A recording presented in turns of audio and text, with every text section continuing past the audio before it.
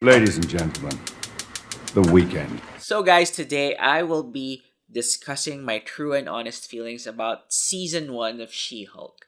I don't know if it will get a season 2.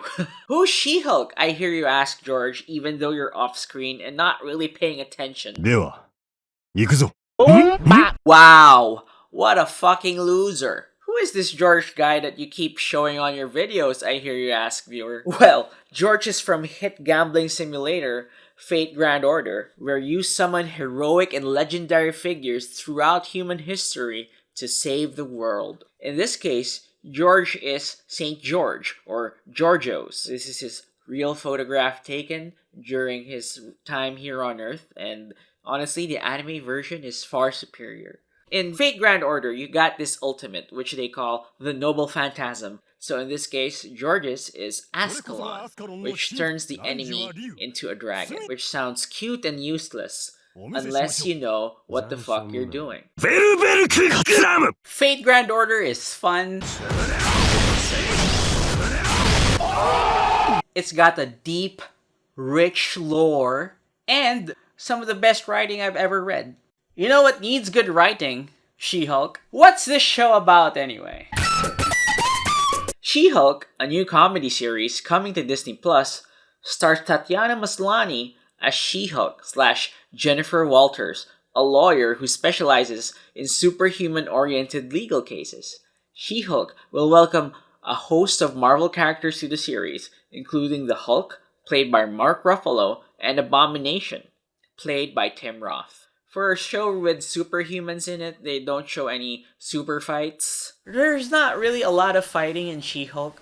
There's a lot of Jen wins. You know what has a lot of fighting? Tekken. Don't get me wrong. When you've been playing any fighting game for any amount of time, if it's a online match or a ranked match, there will be a moment where Jen wins. KO But when you encounter someone you're evenly matched with, great things can happen.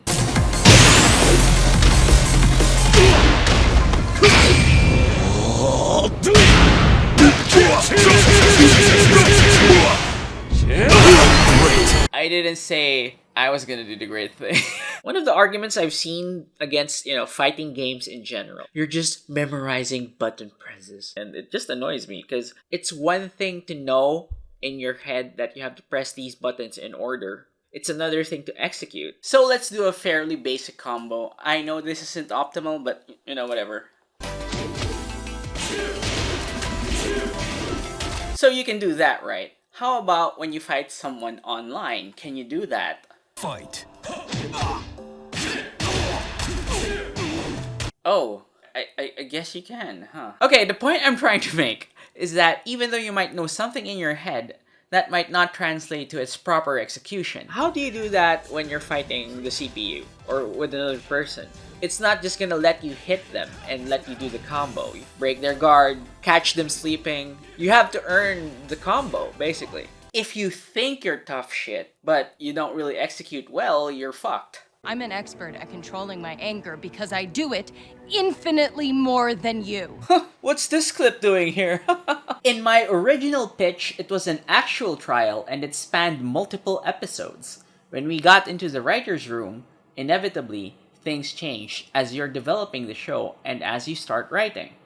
And one thing we all realized very slowly was that none of us are adept at writing, rousing trial scenes. So guys, that's the head writer, Jessica Gao, admitting that her team can't write shit about lawyer stuff in a show that has the lawyer as the main character. I don't know about you guys, but if I am running a show where the main character is a lawyer, I would make her look good instead of this incompetent buffoon. Mr. Patilio, what kind of fuel did you use in your boosters? Jet fuel. Wait a minute. You used jet fuel in your boosters? Because that's not what my instructions said. What? Whoa! Stinky! Jen, why are you mad at the guy? You didn't do even fucking basic research. You just heard his story and accepted it at face value. I do believe you are owed compensatory damages. I don't know who's the bigger idiot, you or the client. I know who it is. Me. for watching this shit. If the plaintiff ignored the manufacturer's explicit instructions, then the defendant is absolved of all liability. I'm dismissing this case. You should always read the fine print, guys. You don't want to end up like Stinky here. People just take contracts for granted, especially when you have an end user license agreement on Steam. So this was brought to my attention by this tweet. So I am now officially never buying a Vegas editing software again. The developers have removed Vegas Pro Edit 15 for purchase on Steam and are now revoking licenses for the software. I am now out $150 USD and no longer have an editing software. Very cool. If you look at the license agreement for Magic's products, which includes Vegas, we have section 8.9. Insofar as Magic's products contain functions that operate via online server, Magic's retains the right to end the offering at any time.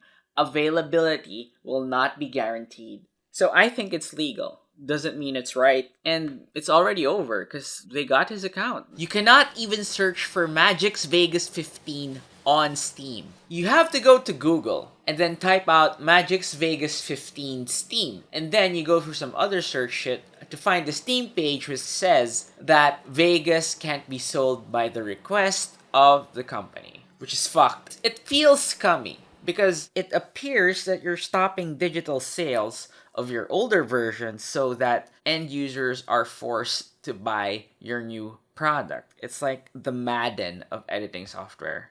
I did say on my Steam review that I will no longer be using it and I'll be moving to DaVinci Resolve, but there's a learning curve there. So what I will say is that I will not be using the Vegas software on Steam. Savvy, lads and gals? For legal purposes, I have to say that this is a joke. Speaking of jokes, She-Hulk has none. But comedy is subjective, Weekend. Yes, you have proven that you like eating shit, and I have far superior taste than you. Usually it's, look at this cameo, he does funny things. I feel I have been rehabilitated. I have changed. Emotionally, physically, metaphysically, spiritually, karmically, cosmically, interdimensionally, etc. Or with this character, Megan Thee Stallion, I swear to God, I thought she was some sort of mutant character from the comic books, but it turns out she's a real person, and she taught She-Hulk everything she knew about destruction.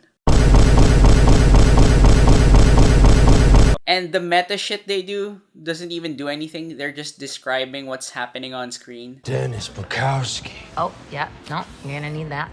Connecting the A and B story? Nice. Like they deserve a fucking pat on the back for doing something basic. Oh, it's the meta! You did it, champ! You're a fucking idiot! This needs to stop! Now!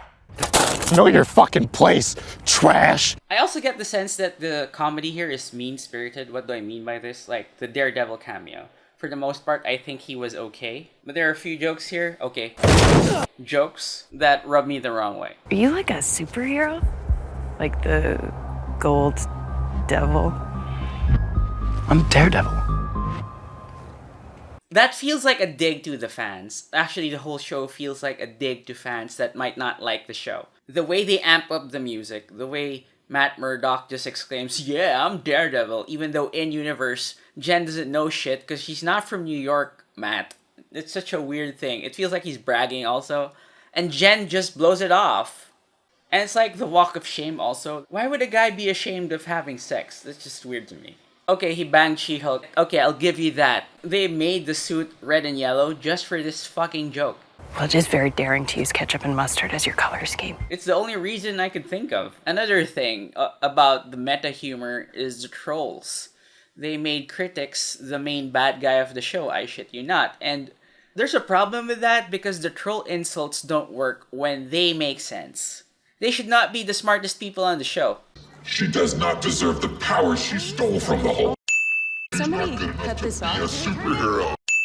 And she's a slut. This is the thing. If you're going to show the trolls being ridiculous, you gotta prove that Jen is correct. You gotta prove them wrong through Jen. But Jen doesn't do any of that shit. She starts the show as smug.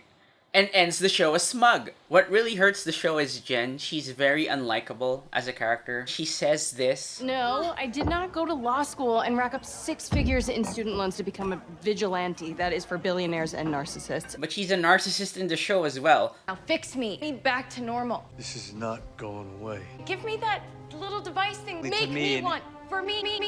I've been on so many first dates, and I hate talking about myself. Tell me about you. The minute somebody pays her attention or gives her a compliment, she likes it and she wants to sleep with them. It's just this smug air of moral superiority all throughout the show that makes me dislike her, without any hint of self-awareness. It's like believing your stance on the environment gives you the license to do anything, like throwing soup on an oil painting. What is worth more, art or life? Did you know that oil paintings don't have petroleum? Shocking, I know. Someone pointed out that, oh, it's symbolic. That just impresses to me that this whole fucking organization is stupid. Why would you think that going to an art museum, hosting the painting of notable oil baron Vincent van Gogh is going to be productive to the thing you're saying, huh? It doesn't make sense to me. Seems like an idiot would think that's a good idea. Oh, what's the famous thing that has the word oil in it? Oil paintings. Okay, that works. Fuel is unaffordable to millions of cold, hungry families. They can't even afford to heat a tin of soup. Oh, this reminds me. 95 kuya, full tank.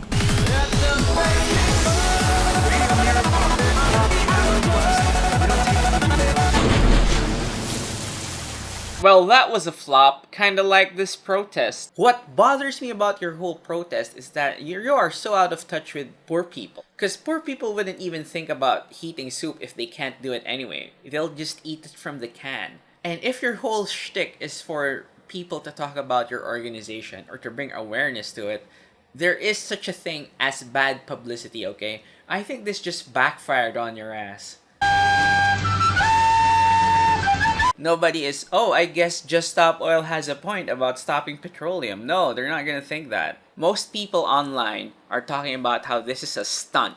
Nobody is really delving deeper into your cause, so you've done nothing. You are outraged at what we've done to protect the work of art. I beg you, turn that outrage to the government. No, I'm just gonna hate you, you idiot. What's gonna happen is, you're gonna get charged, you're probably gonna go to prison and or get a fine, and your organization is gonna help you out. There's gonna be stricter laws in the UK for shit like this. And people will move on after a few weeks, because this is stupid. And poor people don't really think about cost of living vis-a-vis oil. The poorest of the poor, what they need is food. And when they see that a bunch of kids in custom clothes and bright hair throw soup at a fucking painting, they're just gonna think you're stuck-up idiots, and you probably are. On an unrelated note, here are the writers for She-Hulk. What kind of stupid finale is this? So they wrote a finale that ignored the poor setup they made for the past 8 episodes in favor of a Deus Ex Machina that just shits on anyone who genuinely invested time in She-Hulk. And what's crazy to me, what fucks with me, is that people are actually defending it. Fanboys are the dumbest people on the face of the earth. People who are absolutely fanatical will keep buying and buying something as long as it has their favorite logo on it. Sir, may Shell Go Plus up po? Wala po. Sayang sir, may discount na tayo sir. May minimum 2,000 po. Sip po kayo sir, makaka-discount kayo. Fuel sip po yung presyo natin sir. May Shell Go Plus sir. Ay, hindi ho. Thank you po, kuya. Tapos tayo mag-download sir. Sayang po, ngayong weekend sir, may promo tayo sir. Sir, i-ano ko na lang sa video ko, kuya. Sige, kuya.